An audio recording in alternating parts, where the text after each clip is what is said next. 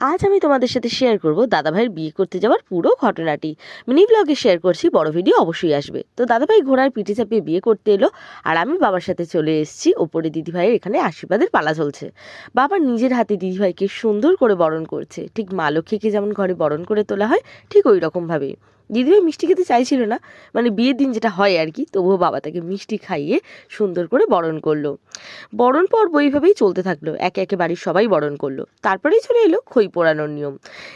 তারপর চলে এলো 7 পাকে ঘোড়া। একসাথে গাঁটছড়া বাঁধার পর 7 জনমের বন্ধন এই বেঁধে নিল দুজন মিলে। আমরা এইভাবে দাঁড়িয়ে থেকে কিন্তু পুরো বিয়ের পর্বটা নিজের চোখে দেখেছি, আর সবগুলো একটু একটু করে ভিডিও করছিলাম তোমাদের সাথে শেয়ার করব বলে। তারপর চলে আসলো সিঁদুর দানের পর্ব। এই সিনটা না মানে জাস্ট অসাধারণ। প্রত্যেকটা মেয়ের জীবনে সিঁদুর দানটা একটা অন্য রূপ এনে দেয়। আর এইভাবে সিঁদুর দানের পর আমরা ভাবছিলাম যে কখন খাওয়া দাওয়া করবো, কারণ কি অনেকটাই রাত্রি হয়ে গেছিলো। দেখতে থাকো পরে মিনি ব্লগ।